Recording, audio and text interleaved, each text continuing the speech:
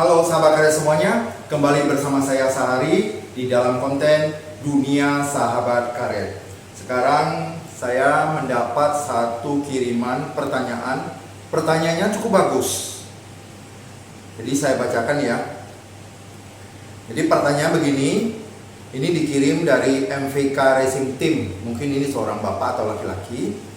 Pertanyaannya adalah, Pak, karet rendam kok disamain harga notaringnya dengan yang bagus? Rendaman, berat bokatnya lebih berat. Kalau yang bagus 5 ton, yang rendam bisa 6 ton. Hasil uangnya banyakkan yang rendam. Kalau pakai hitungan Bapak, kecuali notaringnya dibedakan, yang bagus 20.000, rendam 18.000.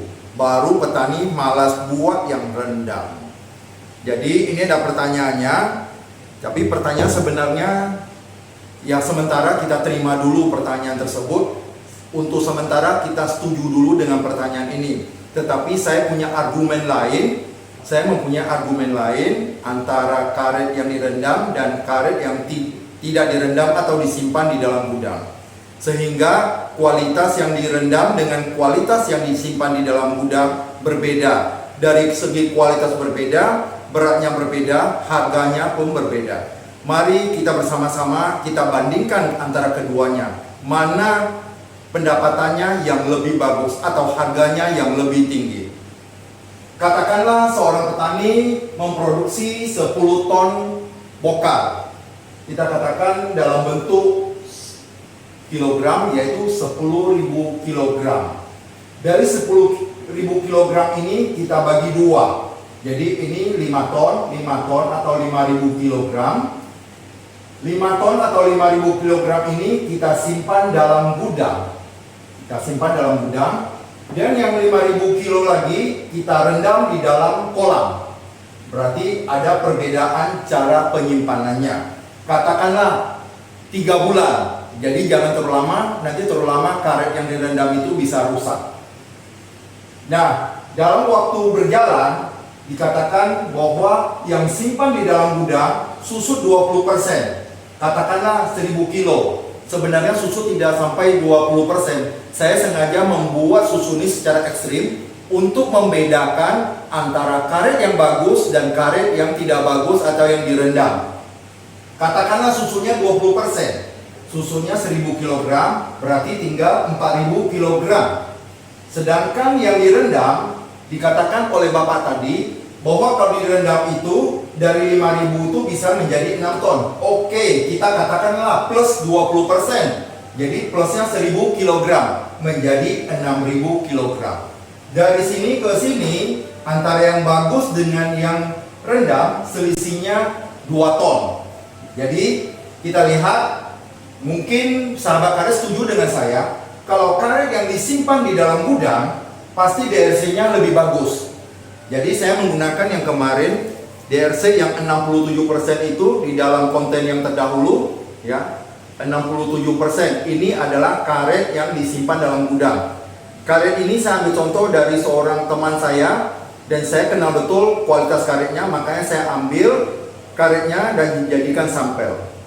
Sedangkan karetnya yang kedua juga saya ambil dari karet rendam, yaitu 44%. Ya, bentuknya seperti ini. Sebenarnya karet ini awalnya seperti ini, tapi karena saking lengketnya tak bisa diambil dalam bentuk lembaran, akhirnya digulung bentuknya seperti ini. Kalau kita lihat warnanya sudah berbeda ya. Ini warna coklat kekuningan dan ini betul-betul sudah coklat kehitaman. Berarti sudah terjadi perbedaan antara keduanya. Jadi saya tetap contoh ini saya ambil dari konten terdahulu, yaitu satu 67%, satu 44%. Karena direndam, ini disimpan dalam gudang. Nah, yang DRC yang direndam ini adalah 44%. Saya yakin sahabat karet setuju dengan saya bahwa karet yang direndam itu DRC-nya pasti rendah. Kalau yang disimpan di dalam gudang, DRC-nya paling pasti tinggi. Nah, sekarang kita ambil notaring. Katakanlah notaringnya 20.000.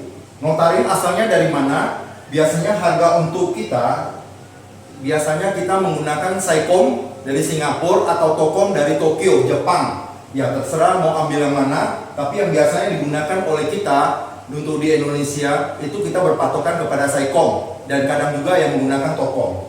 Katakanlah ini 20.000 untuk harga karet dunia atau yang kita sebut notaring, harga dasarnya. Harga dasar ini dikali dengan 44%, berarti 1 kilonya dapat 8.800. Jadi 8.800 per kilo. Sedangkan yang DRC yang 67 ini, katakanlah 20.000 ini kita kali dengan 67%, berarti harga kilonya 13.400 per kilo. Dari sini kita sudah bisa lihat antara yang direndam dan yang kering itu sudah selisih 4.600 rupiah per kilogram. Itu 1 kilo baru selisihnya 4.600 rupiah per kilogram. Nah selanjutnya kita ambil yang 8.800 ini dikali dengan 6.000, karena ini 6 ton kan. 8.800 rupiah yang tadi kita dapatkan di sini kita kali dengan 6 ton, katanya plus 1 ton. Oke, kita plus 1 ton berarti 6.000 kilogram sama dengan 52.800.000 rupiah. Ini untuk ini. Sedangkan yang kadarnya bagus 13.400 yang tadi di sini dikali dengan 4.000 karena tinggal 4 ton, susutnya 20%, sehingga dapatnya 53.600.000. Bayangkan, ini lebih berat 2 ton dari ini, tapi dari segi harga selisihnya 800.000. Kalau kita katakan harganya 52.800.000 sama-sama setara, itu pun yang ini, yang rendam ini juga sebenarnya mengalami kerugian. Tapi oke lah, kita katakan ini 6.000 kg dan ini 4.000 kg, beratnya selisihnya 2 ton, tapi perbedaannya keuangan atau harga penjualannya tetap lebih tinggi yang kualitasnya tinggi, selisihnya 800.000 rupiah. Nah bagaimana sahabat karet semuanya, apakah masih mau meredam karetnya? Kalau direndam karetnya resikonya akan seperti ini ya, harganya rendah, sulit-sulit para petani menderes, setiap hari bangun pagi untuk menderes tapi menghasilkan karet yang kualitasnya rendah, sangat disayangkan sekali. Kalau misalnya petani ini menggunakan yang ini dengan kualitas yang bagus, menderes dan menghasilkan karet yang bagus, mereka cukup beruntung. Karena apa? Karena harga karetnya ini akan dibeli dengan harga yang tinggi, dan kualitas ini akan dibeli dengan harga yang sangat tinggi. Nah, dari sini perbedaannya 800.000 ini, kita kembali kepada di sini. Tentu waktu mereka datang membawa ke pabrik pasti memerlukan biaya. Nah, biayanya yang 44% ini juga ada biaya. Katakanlah 44% dengan 67% biaya operasionalnya sama, kecuali sewa truk. Mungkin itu yang berbeda karena tergantung kepada banyaknya barangnya. Nah, untuk yang 44%, katakanlah BBM-nya itu 1 juta untuk PP. Ya, dan makan mungkin 200.000. Sewa mobil katakanlah 1 kilo itu 200 rupiah. Ini contoh aja ya, 1 kilo 200 rupiah. Berarti ini 6.000 kilo dikali dengan 200 rupiah, dapatnya 1.200.000 rupiah. Jadi total biayanya adalah 2.400.000. Jadi tadi pendapatannya itu adalah 52.800.000 dikurang dengan biaya, berarti sisa uang di tangannya adalah 50.400.000 rupiah. Ini yang final. Sedangkan yang 67%, yang 4 ton tadi atau 4.000 kilo ini, dia juga punya biaya. Biayanya katakanlah BBM-nya juga sama, 1 juta. Ya, makanya juga sama 200.000. Cuma disewa mobilnya berbeda. Kenapa? Karena ini 4.000 kilo dikali dengan 200 rupiah, dapatnya 800.000. Selisihnya 400.000. Ini totalnya 2 juta untuk yang kualitas bagus. Sedangkan yang 44% ini tambah 400.000.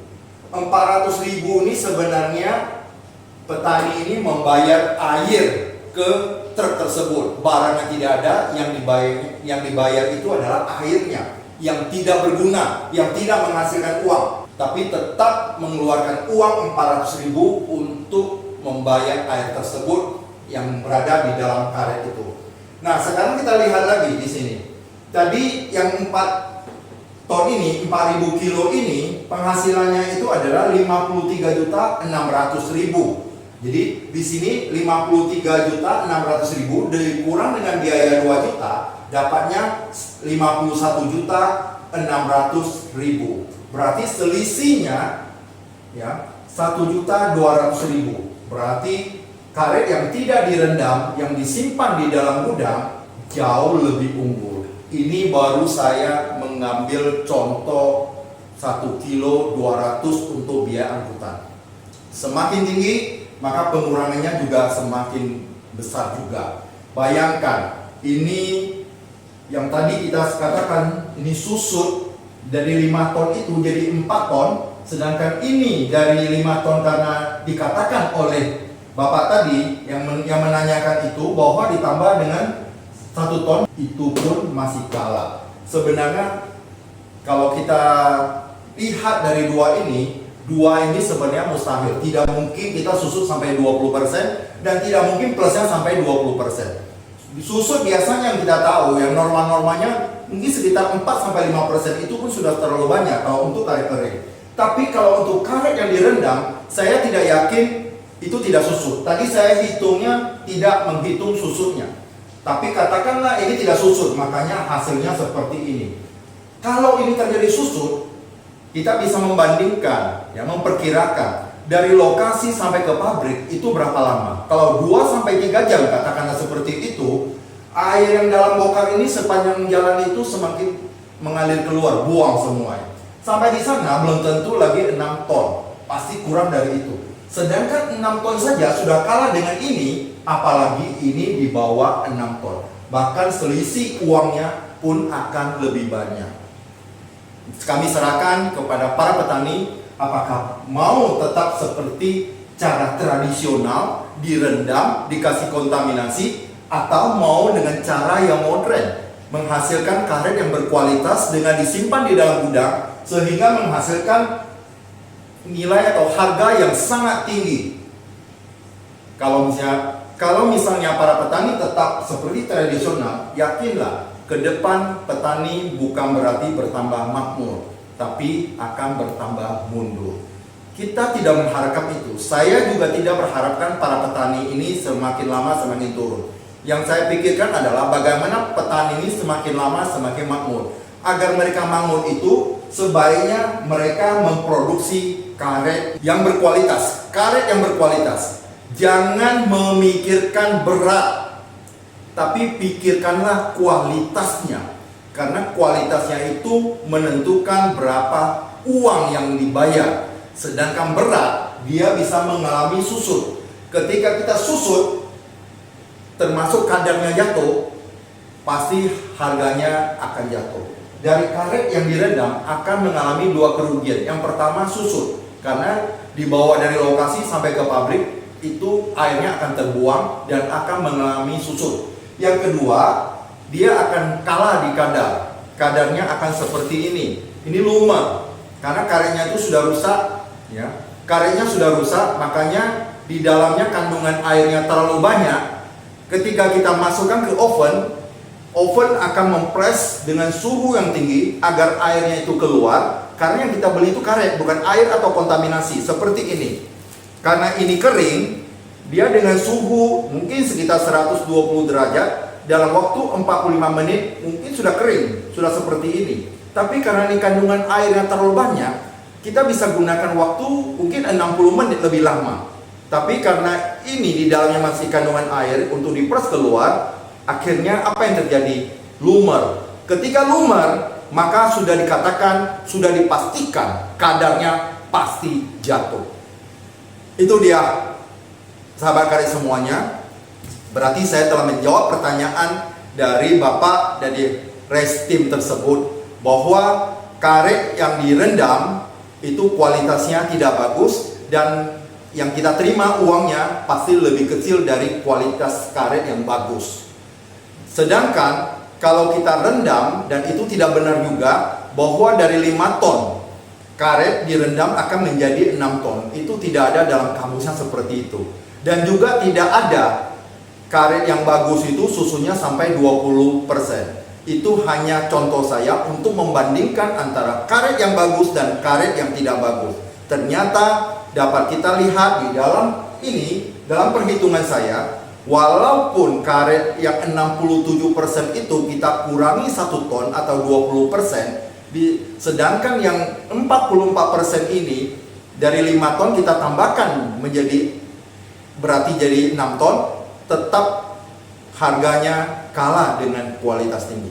Untuk itu sekali lagi saya tekankan dan saya himbau kepada Bapak, Ibu, dan sahabat karet sebagai petani, jagalah kualitas bokar atau karet. Jangan memikirkan beratnya. Mutu lebih penting, karena mutu itu adalah uang. Sedangkan berat, kita kalau kadarnya jatuh, maka kita akan mengalami kerugian yang sangat besar. Semoga Bapak, Ibu, dan sahabat karet semuanya dapat melaksanakan atau membuat karet yang mutu tinggi sehingga harganya pun tinggi. Terima kasih atas perhatian sahabat karet semuanya. Semoga semua berbahagia. Salam buat keluarga luar biasa.